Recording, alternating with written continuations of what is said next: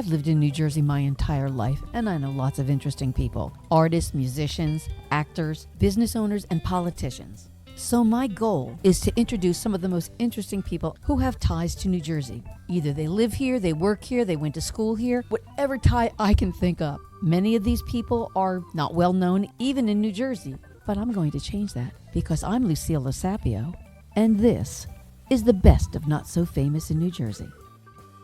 Jeanie Bryson, jazz singer and daughter of Dizzy Gillespie, had given up her career after the death of her husband Coley. Unfortunately, last month, Jeanie, too, has left us. I'm rebroadcasting my 2021 interview with Jeanie to give everyone an opportunity to remember her wonderful personality and the joy that she brought so many people. I'm here today with my friend Jeanie Bryson. Hello, Jeanie. Hello, Lucille.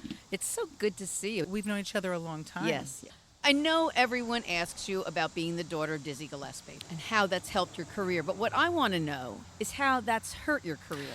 Yeah, I wouldn't say it really ever helped my career, to be honest, for specific actual reasons and also kind of emotional reasons. So let's just start with the fact that I didn't grow up with my father. I mean, he wasn't an everyday presence in my life. My introduction to music and being a musician was pretty much solely through my mother, who, just passed away last year. But she was a songwriter. She was writing the music first and would collaborate with musicians back in the 60s. Kenny Rankin sang one of her tunes on The Tonight Show with Johnny Carson. She wrote with Ruth Batchelor. She wrote with Doc Pomus, who was a very well-known lyricist. And then she started writing lyrics. Everyone always thinks of my mom as a lyricist, but she really started out writing the music. Well, she had it all. Yeah. I mean, my mother really knew how to write. And so I grew up in this world of music and hearing her agonize over recording her demos and things like that. And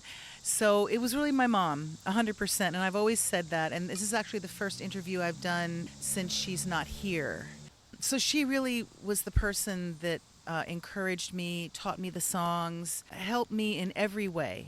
I don't think I ever made a decision about anything musical without consulting with my mom about it, because she just knew so much. Yeah. So with my father, I think it was a bit intimidating, even though it was a secret who my father was. So when I first started singing for years and years, nobody knew that. But in the back of my head, there was always this kind of And living up to his... living up to it in my own head, not from anyone else, but for myself. And then because of certain circumstances about me becoming public about who he was, it actually was a detriment to my career. I got taken off of some gigs here and there. It's a long story. I am writing a book. Ooh. I've been working on it for 6 years. Yeah, it's been a while with a wonderful writer. I'm just telling my story. I'm not actually the writer. Her name's Alexis Jeter. She is telling my story the right way. That's great. That's great. We were working on it a long time. It's just my story. It's my story about my father. A lot of information has been out there about that, and I am happy to be able to tell it from my perspective. Now, I understand that back in 1981, the two of you performed with him. I was called up to sit in. I mean, it was a sit-in situation. It was not. I was not billed with him. No, it was not. I was there with my year-old son, Raji, his grandson, and my then husband, and he called me up on stage to sing. It was down at some high school down near Cape May. How did that feel to you? Well, I had just started singing. I mean, I was only 22 or 23 at the time, and I didn't even consider myself a singer necessarily, but I sang God Bless the Child. It was amazing. And then my son ran out on stage as I was singing, and so my father's on stage and I'm on stage and my baby's on stage. Now, did he call you up as his daughter? No. Oh, he just... Yes, I'm just There's going to bring out someone in the audience I want to bring on? Absolutely. Ooh, Yeah. That must have been No, weird. that was that was expected. It was a secret. I didn't tell anyone, and I respected that. So, yeah. Yeah. At that time, as you said, you sang Billie Holiday's song, God Bless the Child. Yes. And obviously you're a fan of hers. Yes. What other singers do you look up to? Well, I want to mention, I also, years later in 1994, I did a Billie Holiday tribute album Oh. with Terrence Blanchard. It's not my album. It was on Columbia, and it was called the Billie Holiday Songbook. And I actually toured with Terrence for that year all over the world. We did, I think, 60 gigs. So tell me, who are some of the other singers you do look up to? Yes. When I was learning songs and listening, I loved Carmen McRae. I love the storytellers. Singing for me is not only about the sound of your voice, but the story you're telling. And so for me, the storytellers like Carmen, like Shirley Horn, I love Nancy Wilson. These are people that my family listened to, and those were the singers that I really loved. And then as I got older, I branched out. I loved Al Jarreau. Oh, I saw Al Jarreau maybe 10 years ago. He should have stopped. I'm so sorry. Well, he was a big smoker. It was sad. Oh, I can imagine. Yeah. It's tough to get musicians to know when to hang it up. Now, a male singer that blew me away the last time I saw him, because I thought, oh, he's never going to. Earth, Wind, and Fire. Philip Bailey. Yeah. Oh. Oh my God. Well, he had it's a one in a million voice. And it's like, and I'll tell you and someone it else. chills. Michael McDonald. Michael narrated the film that I did about my husband. Oh. And he invited me to the State Theater when he was there, and I went, and I mean, his voice was absolutely perfect. Now, speaking of the film, tell me about that. I didn't know there was a film. There's a film. My hat for the last 10 years, I took off my singer hat and I put on the film producer hat to make a documentary about my husband, Coleman Mellet, who died in a plane crash February 2009, February 12th. He was on his way to play guitar with Chuck Mangione. He was Chuck's guitar player for 10 years. And they left Newark and were on their way to Buffalo. And it was basically the worst negligible accident that could have been prevented that's ever happened in this country for these two pilots that were not only not prepared, but were doing everything wrong on the flight, including being overtired and sick and not taking care and chatting. And anyway, 50 people died. And my husband was one of them. The synopsis for the film is, life is short, music is forever. The film chronicles the music that my husband was working on for years in our studio. Singer-songwriter music, not jazz. He was writing and playing all the instruments and writing songs for 10 years. And this was left on his computer. Some were more done than others. Some were just about complete except for adding in a real drummer and a real bass player. So it was not to that point yet, but it was almost there. And Barry Miles, who is a genius that was Roberta Flack's musical director for years, and Coley had just started collaborating in that. Barry was laying down some piano tracks. And when Coley died, we decided that we needed to finish this record. So Barry took the computer, got together with the engineer, and for 1 year they worked on it, and they found all the pieces of the puzzle, and they put it together. We got Will Lee to play the bass. I think a drummer you might have heard of, Steve Gadd, played the drums. Yeah, I've heard of him. Yeah, he's somebody that Like, some people have I know heard Gary of. thinks he's God. He Yeah. is God, Steve God. I mean, yeah, that's what people call him. And all did it. They contributed their talent for nothing. And James Taylor sang on it and played guitar on it. Now, that's another singer whose Yes. voice is just still Well, incredible. It took about a year to get all the tracks lined up, and then a film crew came in and recorded the people recording the music in the studio. So it's a movie about the music and how it was made. And then there's a little vignette for every song. Nice. It's a beautiful film. But a nice tribute to him. Took almost 10 years to finish. We did the festival route. Our first festival we entered was the New Jersey Film Festival, June of 2019. We won Best Documentary. And in most cases, we got audience favorite. It's such a universal theme of love and of musicians helping each other out, even though they didn't even know, most of those guys didn't even know Coley, but they were so moved by his music and his story that they did it. I mean, James Taylor. Oh. I wrote him a letter. I sent it to Steve Gadd in Portugal. He gave it to James, and 3 months later, we got a letter from James's assistant saying he's going to do it. Oh, that's Yeah. so wonderful. So the film is out. Nothing's really out. We'll It got circuit now? stalled by COVID. it's time to get this out. Yeah. Oh, I do have a website for the film. Yeah. So the film is called Sing You a Brand New Song, the words and music of Coleman Mellet, which my mother, by the way, thought of the title for that. That's a lyric from one of his songs. It says what the movie's about. He's singing all of us a brand new song. So it's www.singyouabrandnewsong.com.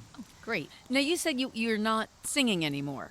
No, I have not actually sung, although I did sing for the record. I sang some background vocals, but it was like, splitting myself open, and it was just almost impossible for me to do.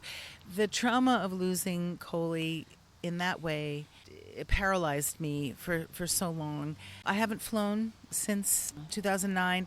Most of my career was flying around places singing, and the business was changing. I mean, I don't want to blame it all on that at all. Yeah. I mean, but I just couldn't do it anymore. So I had to figure out other things to do to make my life rich again, Now, we talked about your mother being a really prolific songwriter. Was it always your mother that you depended on for the songs you sang? Yeah. Pretty much 100%. Yeah. That's why I don't ask yes and no questions. Yeah. Who else was I going to ask? Who Yeah. else would know like she did? And she had great taste. And it's so funny you should mention that, because just the other day I was doing my exercises in the pool, and I wear headphones. I listen to music. And something came on the radio, a song that my mother, I knew that she loved. And I just burst into tears because I realized that there's probably no one on this earth that had a more similar musical taste as I did as my mother. Right. So did I get it from her? Maybe. Or But- was it hereditary? But all I Yeah. know is if she loved something, almost 100%, I can't even think of a time she would say, hey, listen to this. And I'd be like, oh my God, I hate that. Yeah. It was more likely she might not like something I liked because I was a child of the 60s. She might not have liked Crimson and Clover or Build Me Up Buttercup or Yeah. something like that. But honestly, she gave me my musical taste, which was hugely versatile and really good. So yes, my mother. As you know, New Jersey has a trove of talent when it comes to music, and you've played with so many great musicians in this area. If you could pull together your dream band, who would be in it? Wow. Well, Besides Gary as drummer. of course. I mean, Gary, what a fantastic drummer. I was just thinking about how nuts I was when I first heard Line Drive all those years ago. What a fantastic band they were. They kind of epitomize, still, all these years later, epitomize for me a band of such a high caliber. What talent. Yeah. Every one of them.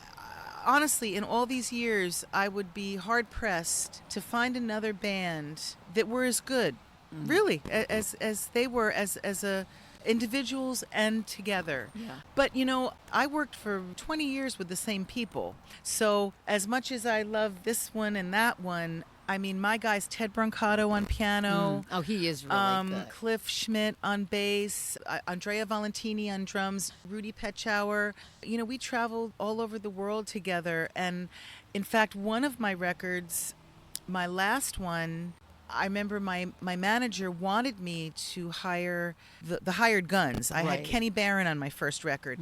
I had my father's whole United Nations Orchestra on the second record. Paquito Rivera, Danilo Perez, Claudio Roditi. I mean, world-class musicians. My third record, my Peggy Lee record, I went out to L.A. and worked with Natalie Cole's band. I used her band. Her Unforgettable band was my band. In fact, when I met Natalie years later, she joked with me and she said, so you stole my band, huh? I said, only for the record.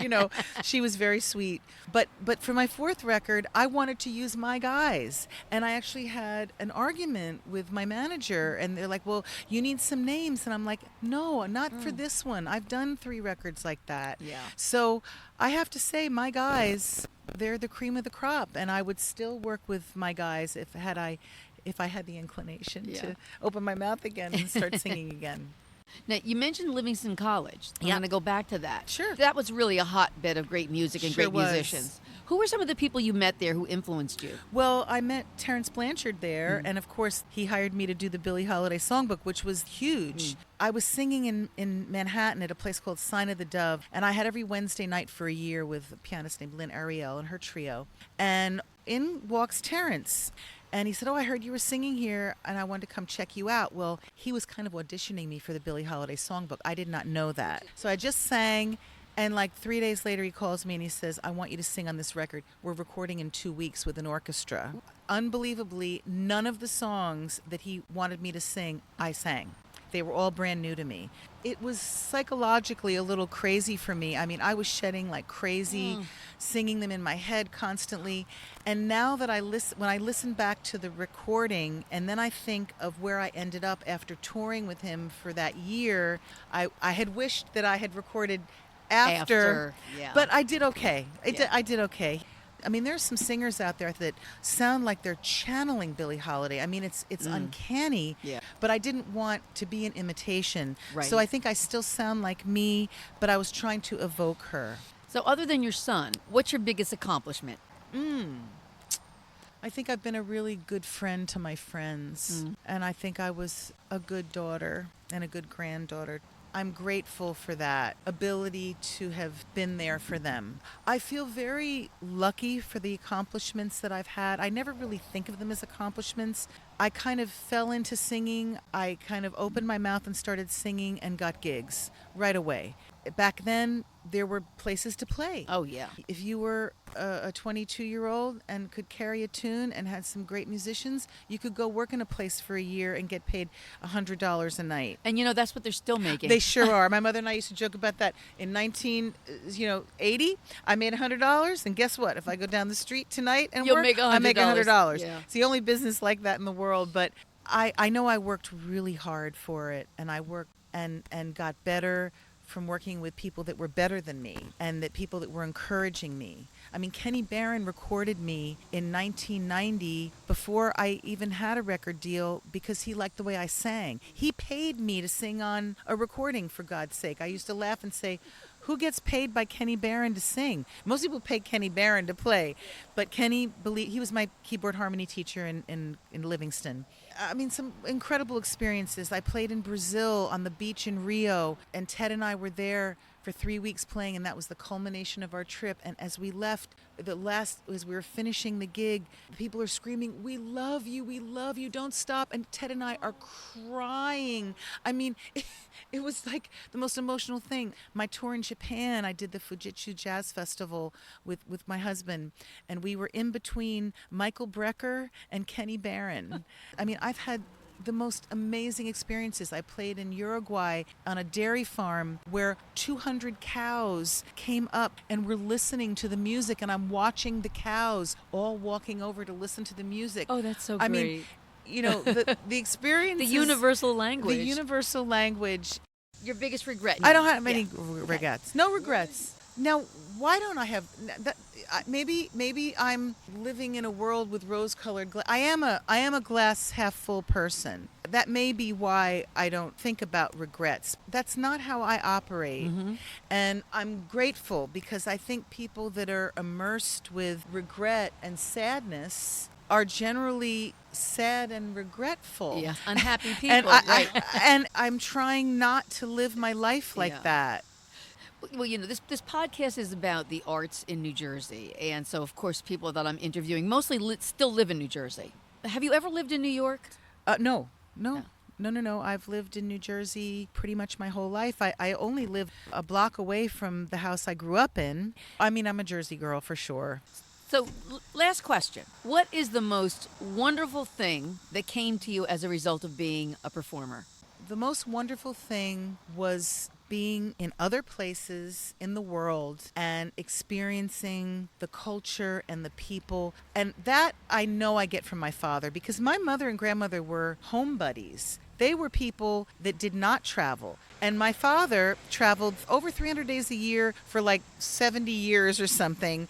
So I think that the experiences that I've had and the friendships that I've developed with my band and with the people that love you enough to bring you to Italy or bring you to Spain, it's not just like people clapping for you. It was way deeper than that. Perfect example. My mother wrote a song called Solamente Tu. When I was in Spain, I was singing in a small club, and I'm singing it, and when I got to the chorus, all of a sudden the entire audience is singing with Solamente Tu. And I was like, I got goosebumps thinking about it. Like, what a thrill. And then one other thing. I was in Istanbul. I'm singing at a brand new jazz club. The waiter comes up and hands me a rose and a note. And it's like, I hope you remember me.